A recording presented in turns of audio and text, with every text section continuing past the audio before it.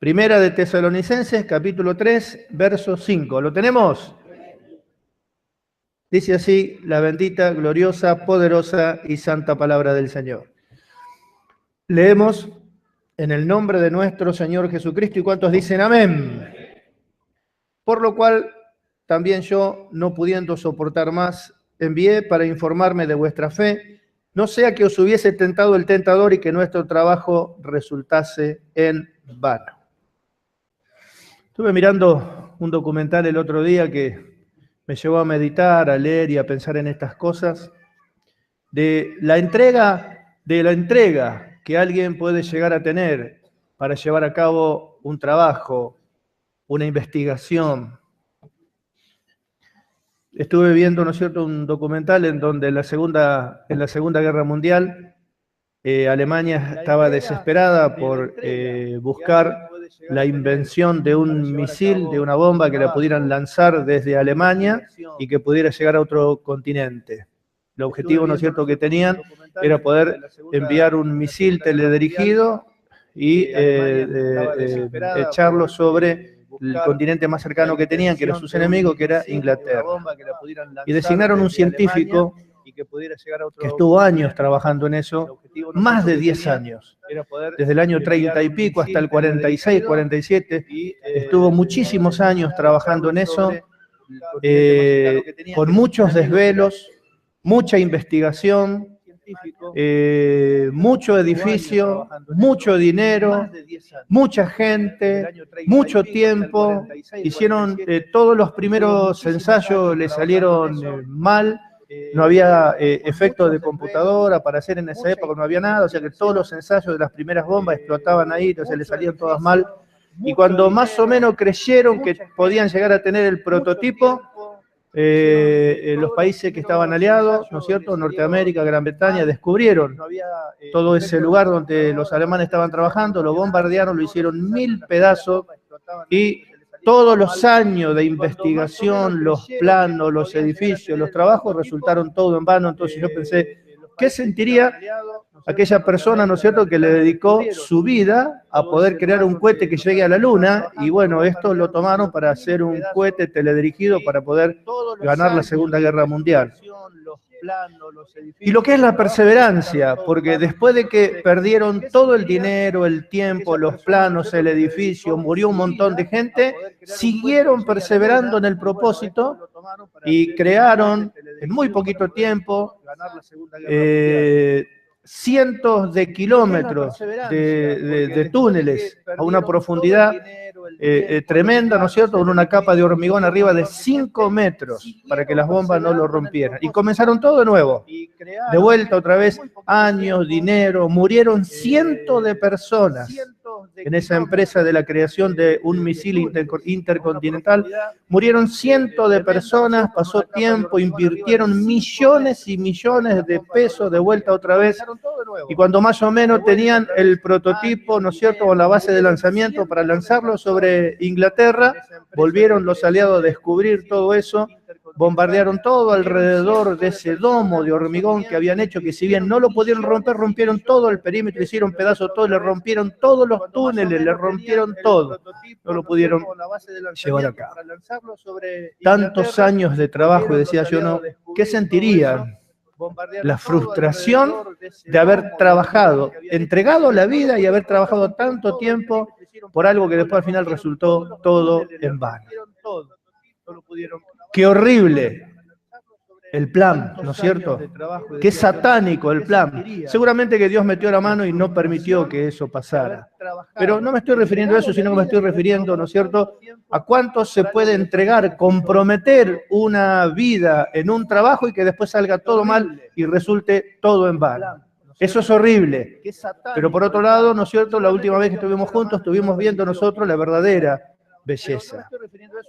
La verdadera belleza que Dios no derramó en los ángeles. La verdadera belleza que recibieron todos aquellos hombres y mujeres en los cuales se cumplió la profecía que el Señor dijo: derramaré de mi espíritu sobre toda carne. Los hombres, las mujeres de Dios, que tuvieron fe en la vida de Cristo y recibieron el Espíritu Santo de Dios, dice el Salmo, Dice el Salmo 45, eres el más hermoso de los hijos de los hombres, porque la gracia se derramó en tus labios. La gracia derramada en los labios habla de la gracia instalada en el corazón. La gracia, el espíritu de gracia, instalado en el corazón. Y la gloria de esa gloriosa belleza que no tienen los ángeles y tienen todos aquellos que tienen el Espíritu de Dios. ¿Cuánto tiene el Espíritu de Dios? ¿Cuánto tiene el Espíritu Santo de Dios? El que no tiene el Espíritu de Dios no es de Cristo. La belleza está ahí adentro y eso después se refleja en el exterior. Ya estuvimos hablando de todo eso, pero en la última reunión estuvimos viendo cuál es la gloria de esa belleza. Muy diferente de la gloria de la falsa belleza exterior humana, vimos la gloria de esa belleza. ¿Cuál es la gloria de esa belleza? Cristo. Está dentro de nosotros, esa es la gloria. Cristo, el Espíritu Santo de Dios.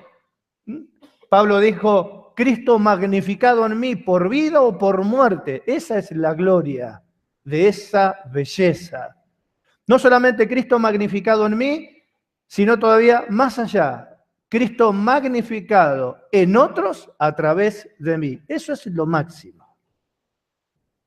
Eso es lo máximo a lo cual nosotros todos debemos tener el deseo de llegar para poder recibir no solamente el derecho de entrar por las puertas de la ciudad, sino como Dios le va a hablar a muchos en este último tiempo, el que venciere lo haré columna en el templo de mi Dios. Una cosa es tener derecho de entrar por las puertas de la ciudad, pero otra cosa es poder ser hecho columna en el templo de Dios. Recibir todas las promesas de Dios. Cristo magnificado en mí. Vamos más allá. Cristo magnificado en ustedes a través de mí. ¿Cuándo? ¿Cuál es la gloria máxima que buscamos? El estado del pueblo cuando Cristo venga. Pues ahí se terminó todo. Cuando Cristo venga, los muertos en Cristo resucitará primero, ya conocemos lo que va a suceder. El Señor mismo con voz de arcángel, con trompeta de Dios y con voz de mando descenderá del cielo y ahí al tribunal de Cristo. Hasta ahí se hizo todo.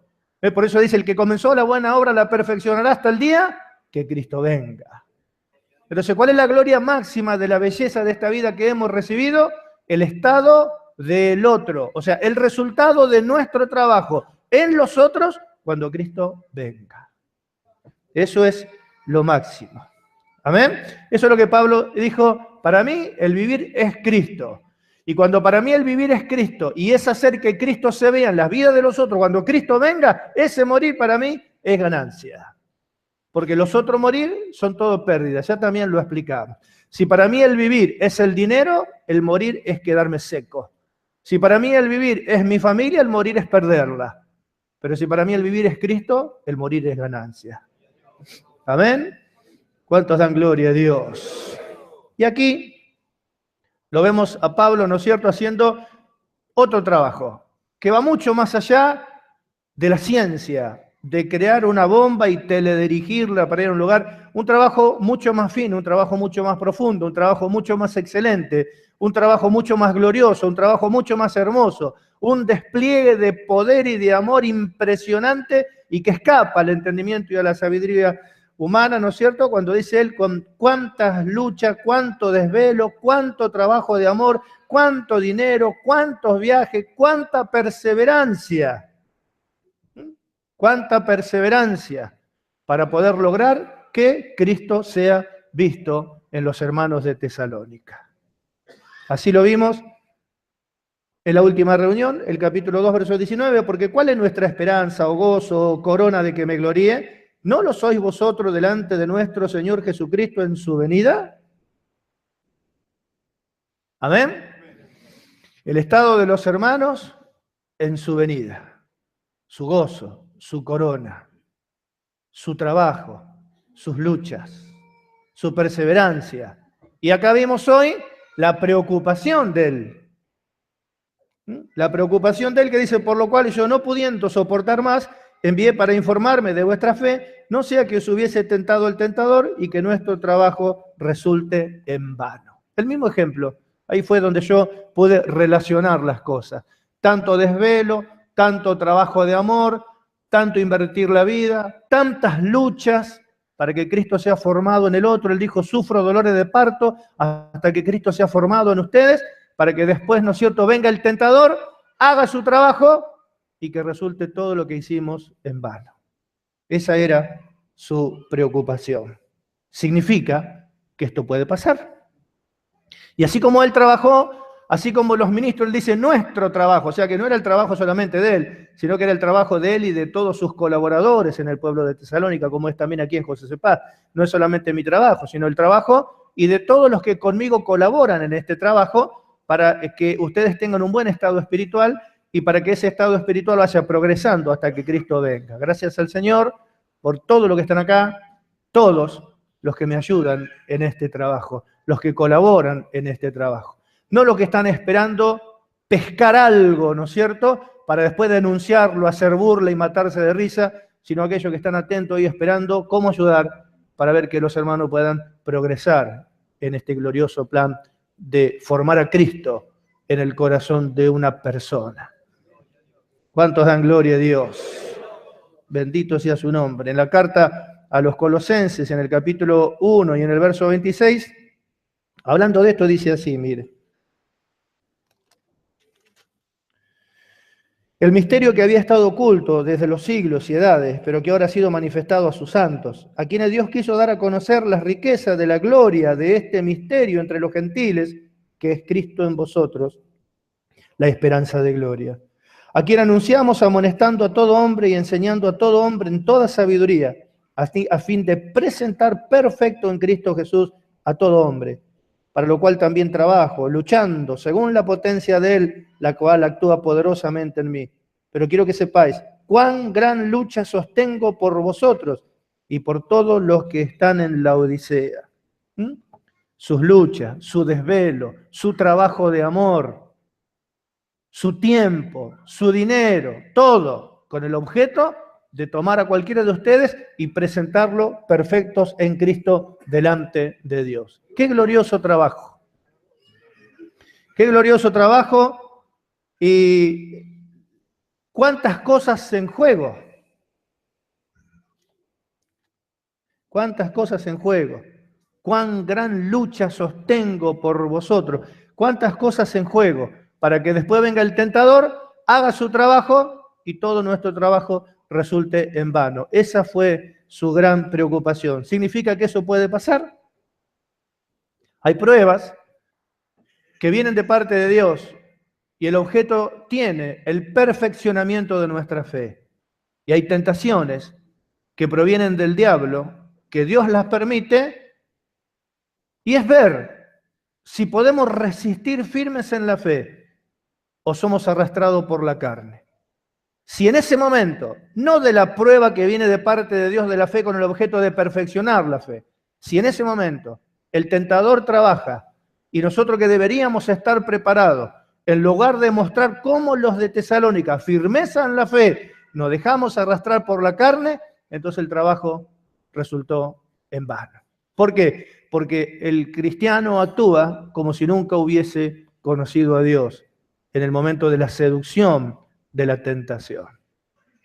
Les vuelvo a repetir. Hay pruebas que vienen de parte de Dios con el objeto de perfeccionar la fe. Y hay tentaciones que Dios permite, pero que no vienen de parte de Dios. ¿Pero por qué Dios las permite? Porque Dios sabe lo que hizo en nosotros y que nosotros podemos resistir firmes en la fe. Pero si no resistimos, somos arrastrados por lo humano. Y si somos arrastrados por lo humano en ese momento, entonces el trabajo resultó en vano.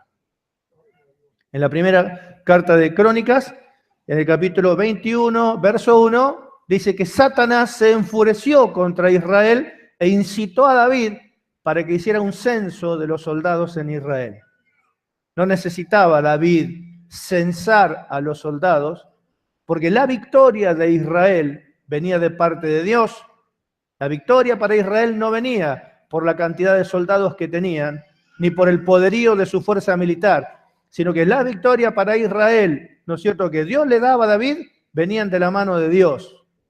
No venían de la mano de contabilizar la cantidad de soldados que tenía. Pero dice que Satanás se enfureció contra Israel e incitó a David a que hiciera un censo.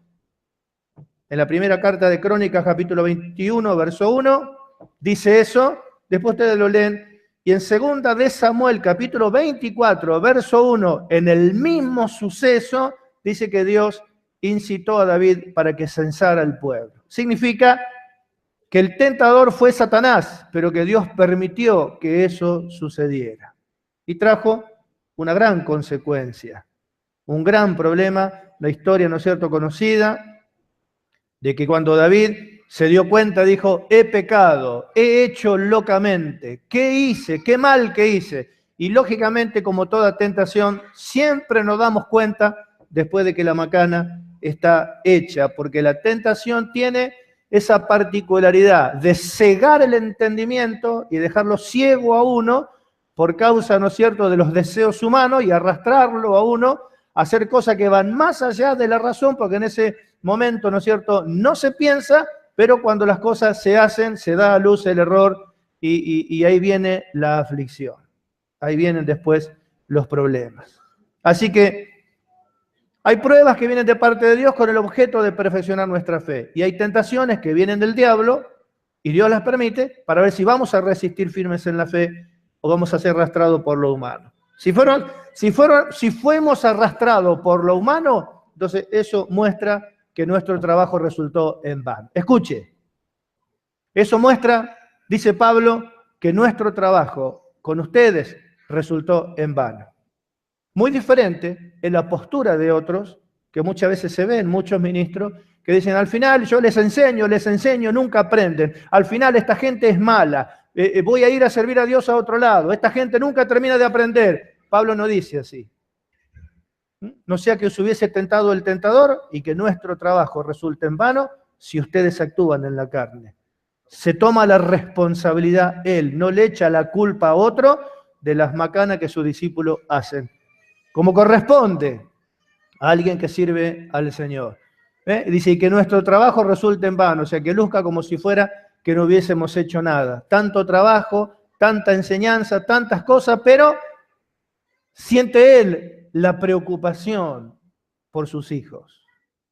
La pregunta es, después de tantas cosas que Dios nos está hablando a nosotros y de cómo nos está preparando para servirle, ¿qué sentimos cuando hablamos este tipo de cosas? Todo lo que estamos acá que hace, ya principalmente no a los nuevos, que hoy hay 4 que vinieron por primera vez, sino a los que llevamos años acá. Y que debemos de tener un trabajo, ya si usted no es pastor, tiene que tener un trabajo en sus hijos, un trabajo en sus vecinos, después de tantos años, un trabajo en alguien que le haya a usted predicado, hablado, invitado, algo. Esa es nuestra obra en el Señor. Lo que hemos logrado beneficiar a otros, lo que otros han podido responder con fe en medio de las luchas. El apóstol Pablo le dice, para esto fuimos puestos, acuérdense en que cuando le enseñamos el Evangelio no le mentimos, le dijimos que iban a venir tribulaciones, como ustedes están pasando. Pero como vimos que ustedes estaban pasando unas tremendas tribulaciones, yo no pudiendo soportar más, envié para asesorarme a ver si estaban firmes en la fe, o el enemigo lo arrastró por la carne y se apartaron todos y nuestro trabajo resultó en vano. Son cosas que pueden pasar. ¿Cuántos dan gloria a Dios?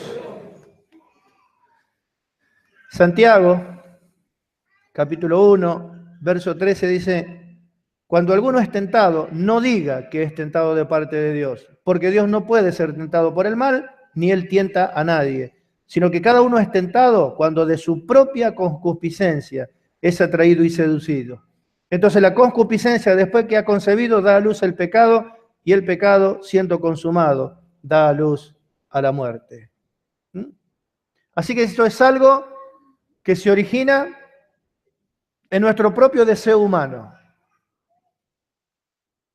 El diablo, que humanamente nos conoce a todos y sabe en qué área de nuestras vidas podemos lucir débiles, ahí viene con su ataque.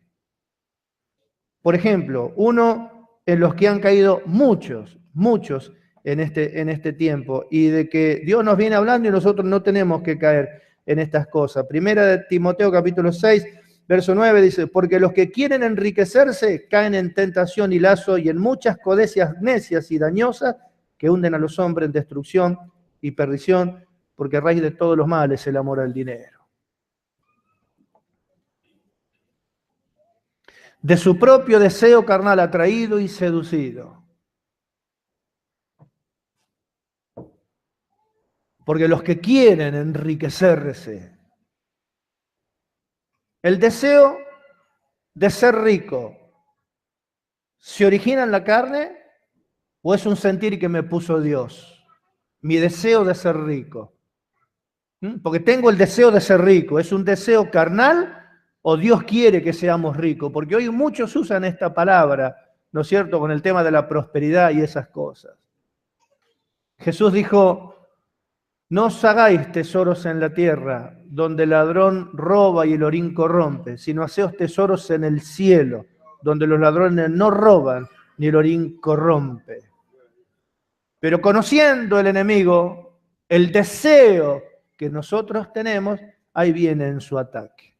Recordaba también una película muy linda que graficó mucho un acontecimiento real, que fue el tremendo desastre del Titanic y el tremendo trabajo investigativo y dinero que se gastó todo en vano porque el barcazo se hundió en lo profundo del mar.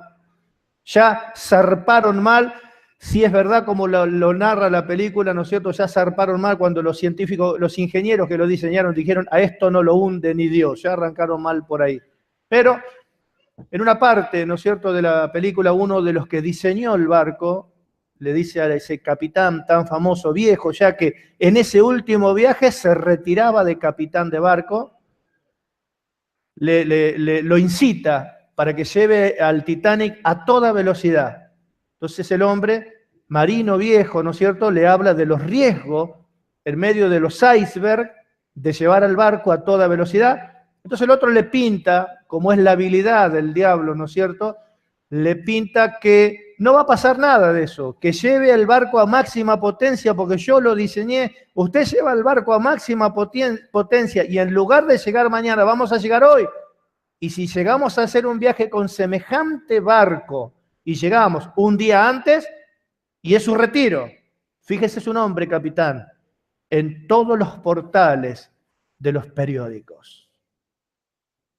Entonces este ordenó que le dieran máxima marcha al barco y esa fue una de las causas por la cual la velocidad que llevaban no le permitió hacer la maniobra que tenían que hacer para esquivar el iceberg. Y verdaderamente su nombre salió en todos los titulares porque el barco se hundió.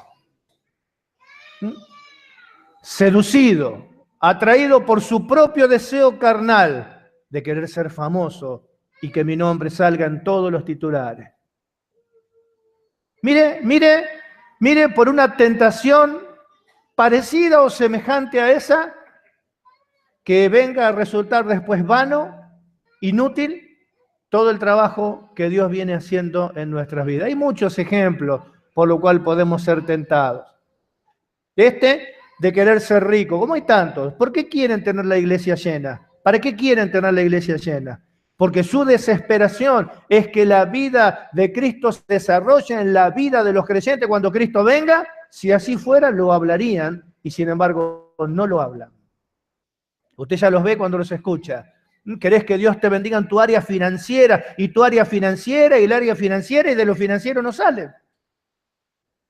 Ni siquiera hablan de que Cristo pueda llegar a desarrollarse en la vida de un cristiano, sino que miran a todos los hermanos como seres humanos que pecan y que se arrepienten y que tienen que volver a arrepentirse para poder seguir bien adelante, pero su desesperación ir enseguida, ¿no es cierto?, rápido al área financiera, que es lo que a ellos les importa. Querer enriquecerse los llevó a caer en tentación y en lazo y en muchas codicias dañosas que dice que hunden a los hombres en destrucción y perdición. A este lo hundió su deseo de ser famoso. ¿Cuántos dan gloria a Dios? Bendito sea su nombre. Y cuando Dios permite, la tentación lo permite, escuche, porque también es una parte muy importante, que si Dios permite la tentación en nuestra vida, la permite porque sabe lo que Él ha hecho en nosotros. Porque uno dice, la tentación no viene de parte de Dios. No, Santiago dice que no viene de parte de Dios, viene de parte del diablo. Dios no tienta a nadie. Él permite, pero Dios no tienta a nadie. Sino que cada uno, cuando de su propio deseo es atraído y seducido, ¿no es cierto? Entonces no resiste firme en la fe. Es llevado por lo humano. Pero si Dios lo permite, ¿por qué lo permite? Porque sabe que podemos resistir y que podemos vencer. Por eso dice en Apocalipsis, capítulo 2, verso 10, dice así, mire, no temas en nada lo que vas a padecer. He aquí, el diablo echará a alguno de vosotros en la cárcel para que seáis probados, y tendréis tribulación por 10 días. Sé fiel hasta la muerte, y yo te daré la corona de la vida. Va a venir el diablo a tentarlos con el miedo, y va a meter a alguno de ustedes en la cárcel para que sean probados. Pero el Señor le dice, estás preparado para ser fiel hasta la muerte. Sé fiel hasta la muerte y yo te daré la corona de la vida. Así también dice Santiago, bienaventurado el hombre y el varón que soporta la tentación, por cuanto haya resistido la prueba, recibirá la corona de la vida. Y muchas veces, cuando este tipo de tentaciones viene porque Dios lo permite y nosotros estamos preparados para resistir, y en lugar de resistir porque Dios nos preparó para resistir, nos dejamos llevar por lo humano, acá no solamente Pablo tiene en vista la disciplina y el sufrimiento que va a venir por causa del error, sino que tiene en vista otra cosa que hoy nadie mira, que es una bendición que de parte de Dios se pierde. Una promesa que de parte de Dios se pierde. Sé fiel hasta la muerte y yo te daré la corona de la vida. Bienaventurado el que soporta la tentación, porque el que venciere, Dios le dará la corona de la vida. Y muchas veces uno dice, me mandé una macana y bueno, está bien, ¿qué va a hacer? Voy a sufrir yo, pero no tiene en mente lo que de parte de Dios pierde, que Dios le quería dar, para que pueda llevar un mejor servicio. Esto es muy importante para poder servir a Dios.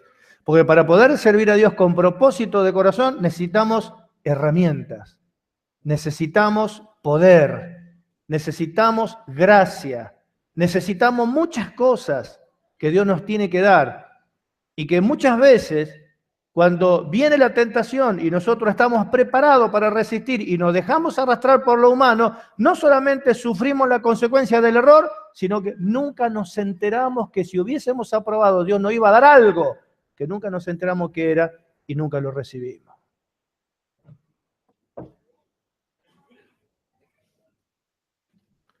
¿Cuántos dan gloria a Dios? De esta pérdida, muy pocos hablan. Solamente, si no, bueno, lo que me está pasando por esto, porque no hice lo que Dios quería que hiciera, hice otra cosa y bueno, por eso estoy sufriendo. Pero no es solamente lo que sufrís, es lo que sufrís, lo que perdiste, que Dios debería de haberte dado y te quería dar y que por no haber aprobado no te dio. El que venciere, yo le daré, dice. Y si no vence, no le da. El ejemplo, ¿no es cierto?, más hermoso que podemos ver es de nuestro Señor y Salvador Jesucristo. Por ejemplo, en el Evangelio de Lucas, capítulo 4, verso 1, dice, Jesús volvió del Jordán y fue llevado por el Espíritu al desierto por 40 días y era tentado por el diablo y no comió nada en aquellos días, pasados los cuales tuvo hambre. Entonces ahí comienza el diablo su tentación. El verso 13 dice, cuando el diablo hubo acabado toda tentación, se apartó de él por un tiempo. ¿Por qué se apartó de él? Porque no pudo, por su firmeza. ¿Eres hijo de Dios? Sí. ¿Por qué no le decía a las piedras que se conviertan en pan? Porque no solo de pan vivirá el hombre. Si hubiese mantenido firme en la fe, y sí, ¿dónde está Dios? Me tiene acá, muerto de hambre, me tiraron, me mandaron acá, nadie se apiada de mí. Tírate de ahí arriba, porque escrito está, a sus ángeles mandará acerca de ti. Escrito está también, no tentarás al Señor tu Dios. Estaba firme en la fe.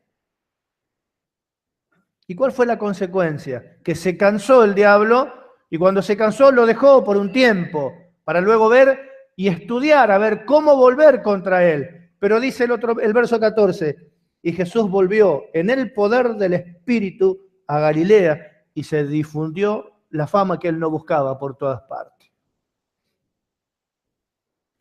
Muchas veces pensamos, y te daré la corona de la vida. Pensamos, ¿no es cierto?, en alguna cosa que vamos a recibir, en algún auto, alguna cosa que vamos a recibir, y acá dice, y volvió Jesús del desierto en el poder del Espíritu Santo. Recibió algo que nos hace falta a todos en este tiempo. Vivir en el poder del Espíritu Santo. Pero fue tentado 40 días. Y en esos 40 días se mantuvo firme en la fe. Firme en la fe. Y cuando vino, recibió algo. Ahí nos damos cuenta. El Espíritu lo llevó al desierto. ¿Para qué? Para ser tentado por el diablo. O sea que Dios, como que Dios lo entregó. Y ahí el diablo vino. Pero Dios sabía lo que había hecho en él. ¿Qué pasó con Jesús entre los 12 y los 30 años? Nadie sabe. Pero nosotros sabemos que entre los 12 y los 30 años fue perfeccionado. Y cuando comienza su ministerio era como de 30 años, significa que estaba preparado, era maduro, no se equivocó, Dios lo preparó bien y él se dejó preparar. Cuando vino el momento de los 40 días de la tentación, el trabajo de Dios en él no fue en vano, se mantuvo firme en la fe. Vete de acá, Satanás, me eres tropiezo. Dice, y volvió en el poder del Espíritu a Galilea y se difundía su fama por todas partes. ¿Cuánto necesitamos eso nosotros también hoy?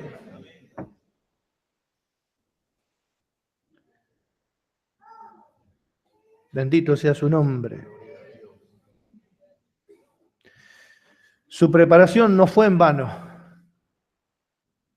Pero dejamos a Jesús, aunque podríamos no dejarlo porque él estaba en un estado humano igual al nuestro y dependía como nosotros del Espíritu Santo de Dios. Pero dejémoslo a él y dejemos al apóstol Pablo. Vamos a los hermanos de Tesalónica, que le pasó lo mismo.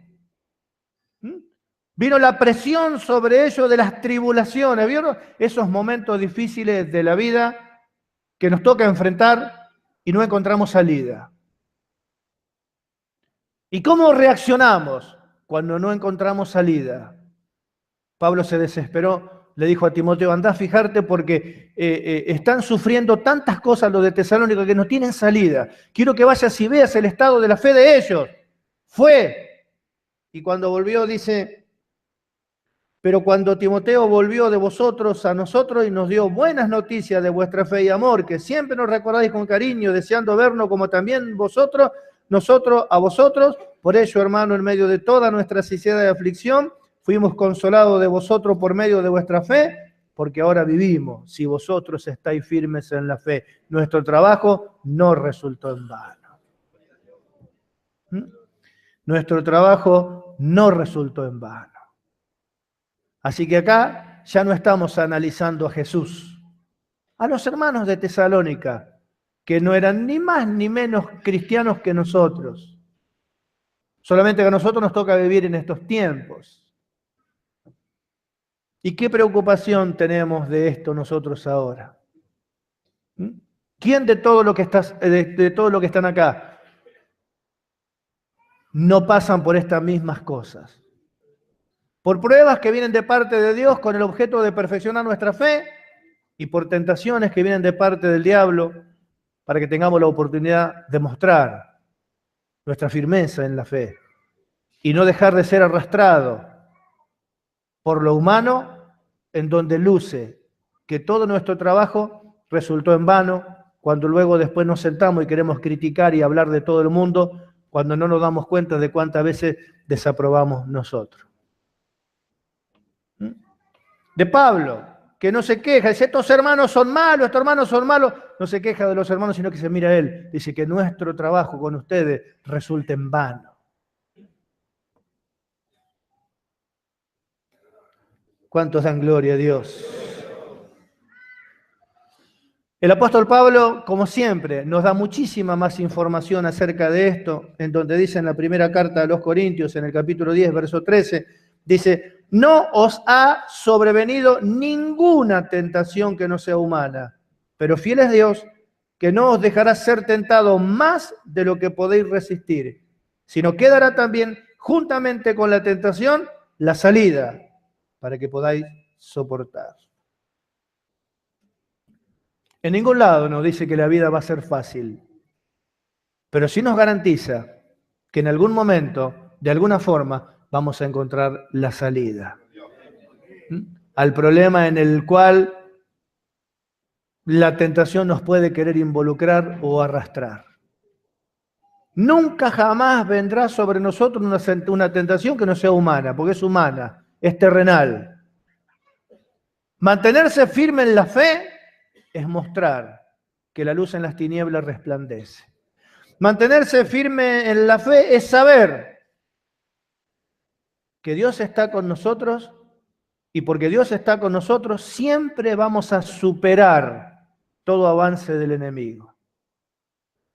Resistir firme en la fe es mostrar que nuestra salvación venció por encima de todo ataque del enemigo. Él dijo, os doy poder sobre toda fuerza del enemigo, de hollar serpientes y escorpiones. Y Dios quiere que nosotros tengamos la experiencia de que esto es así.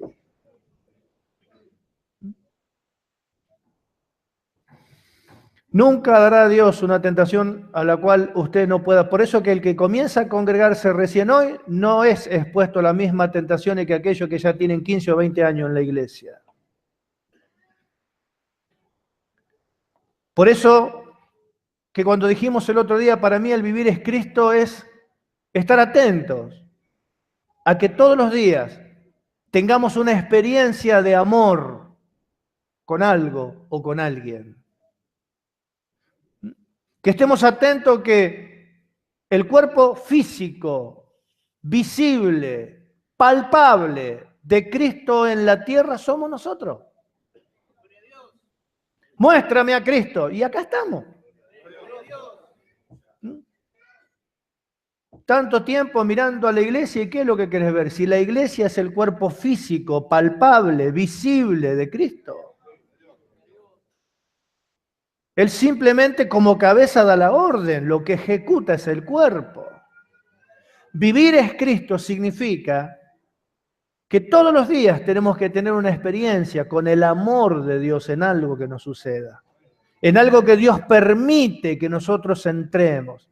Hay pruebas que vienen de Él para que se perfeccione nuestra fe, como pasó con Abraham, pero hay tentaciones que vienen de origen satánico y nosotros tenemos que saber darnos cuenta el deseo que tenemos, de dónde surge, y saber mantenernos firmes en la fe y responder, no solo de pan vivirá el hombre, sino de toda palabra que viene de la boca de Dios. Poder responder de esa manera firme en la fe. Y siempre que suceda esto, siempre que usted venza, le puedo asegurar que algo de parte de Dios va a recibir y que va a ser visible en su servicio. Hay quienes por ahí me miran a mí y me analizan, y quién sabe cuántas cosas pensarán. Pero yo quisiera invitarlo que suba acá arriba y que traiga una palabra que pueda edificar a todos los que están sentados ahí. Y después yo me siento ahí y hago yo lo mismo que está haciendo usted, y me cuenta usted cómo lo ve. Hay quienes critican, pero si hacemos una ronda para hacer una oración, ni siquiera se atreverían a orar, porque no podrían hilvanar ni siquiera una palabra con la otra. Y después de tantos años de estar en la iglesia, ni siquiera una oración se puede hacer. ¿Qué se recibió de parte del Señor para poder llevar a cabo un servicio? ¿Qué es servir a Dios?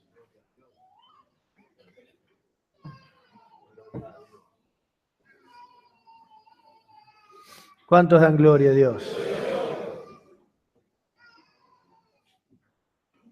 Hace ya más de 20 años que estoy sirviendo al Señor. Y en una oportunidad estuve en una iglesia y se manifestó un endemoniado que no lo podían tener. Entonces Yo me acuerdo que era diácono y le fui a orar.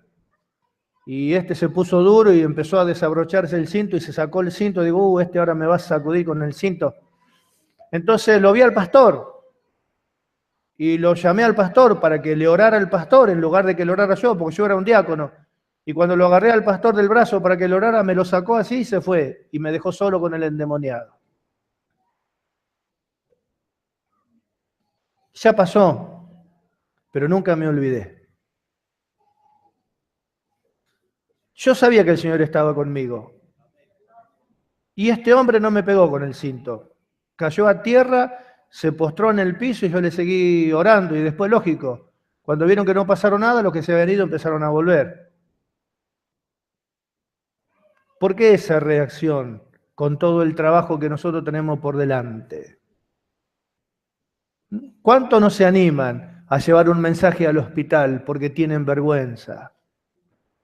¿Cuánto toman el servicio y el trabajo que Dios le encomienda en menos y estar mirando la oportunidad de esquivarle y no venir y no ser de bendición para nadie? ¿Qué pasa? ¿Qué pasa con todo el trabajo que a través de todos estos años debería de estar hecho en muchos de nosotros? Miren la preocupación de Pablo. ¿Qué pasa con todo lo que estamos acá? Si viene el tentador y a cualquiera lo tienta, y no, pero fíjate que las cosas no son tan así. ¿Cuántos se fueron? ¿Cuántos murmuraron? Y no se pudieron mantener firmes en la fe. ¿Sabe qué? A mí también me pasó. A mí también me dijeron y me vinieron a contar cosas terribles cuando yo era hermano, así igual que usted. Pero ¿sabe qué? Nunca jamás me pudieron mover.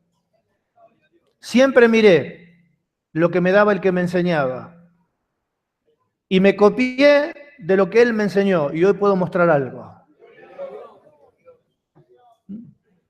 Y los que decían, ¿y dónde está su familia? ¿Y dónde están sus hijos? ¿Y cómo puede ser? Miraban solamente eso.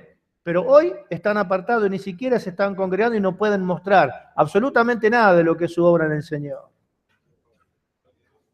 ¿Cuánto peligro de esto?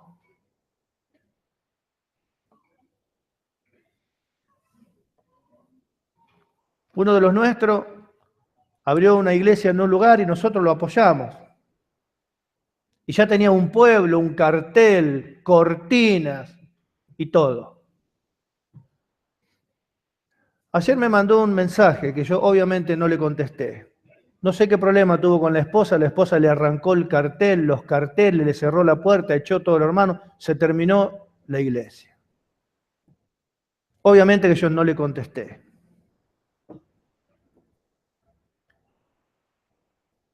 Si yo tengo una responsabilidad de una iglesia, puedo tener problema con mi mujer, pero no puedo permitir que mi mujer venga y me arranque los carteles y saque y quiera cerrar a la iglesia si a mí Dios me mandó a dar un trabajo.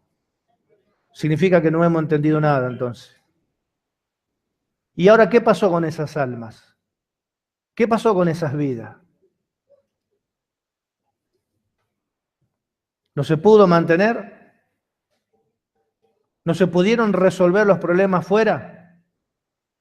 Que yo discuto con mi mujer, voy y le rompo todo el consultorio. ¿Qué culpa tiene el trabajo y las cosas que tiene que hacer? Y la responsabilidad que hemos recibido de parte de Dios y las vidas, ¿qué pasó ahora con los hermanos? ¿Qué hacemos? Ahora vamos, ¿y qué hacemos? Vamos, los llamamos de vuelta, plantamos de vuelta el cartel otra vez, hasta que se arme el lío con el matrimonio de vuelta, y la mujer, en lugar de resolver su problema en su casa, se meta con lo de la iglesia. ¿Cómo lo ve?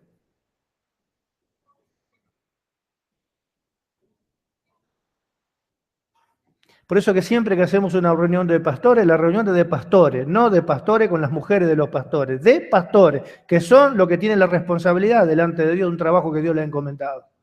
Y cada uno sabrá cómo hacer con su familia o con su esposa, que no tiene que permitir que se metan a robar, ni a matar, ni a destruir lo que tiene que ver con lo que Dios nos ha encomendado a nosotros. Nosotros, de saber las cosas que tenemos que hacer para poder llevar el pueblo adelante y que la vida de Cristo se desarrolle en la vida de otros.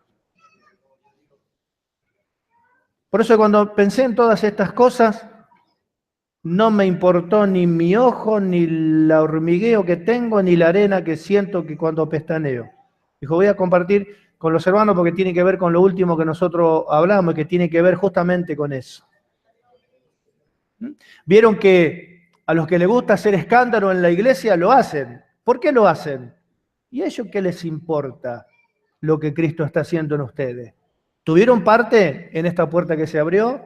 No. ¿Tuvieron parte en el crecimiento de esta puerta que se abrió? No. ¿Hay en todos lados una iglesia así hermosa como esta? No. Pero como ellos no trabajaron y no tienen nada que ver con eso, ¿qué le importa hacer un escándalo en la iglesia? ¿Qué le hace? Si ellos no son responsables de la bendición de todos ustedes. Jacobo, muerto a fila de espada, preso encarcelado. ¿Y no fueron los hijos y la mujer a hacer lío a la iglesia? No dice que fueron ni a hacer lío ni nada. Ellos siguieron adelante con el plan que Dios le había encomendado. Estos hombres que diseñaron bombas perdieron familias, perdieron mujer, perdieron hijos, perdieron todo, por dedicar su vida a su pasión, que fue inventar una bomba que puedan dirigir hacia otro continente para explotar personas. Pero a nosotros nos fueron confiadas las vidas, para dar vida y procurar de que juntos trabajemos para que cuando Cristo venga pueda verse la gloria de Dios en la vida de este hermoso pueblo. Amén. Y que cuando Dios permita, ¿no es cierto?, que vienen todos estos momentos, podamos responder nosotros con nuestra firmeza en la fe para que se pueda ver que la belleza no es solamente del edificio que por ahí queremos hacer, sino que arranca desde adentro, que pudimos mantenernos firmes en la fe. ¿Amén? ¿Cuánto entendieron? ¿Para qué vamos a seguir hablando? Nos ponemos de pie.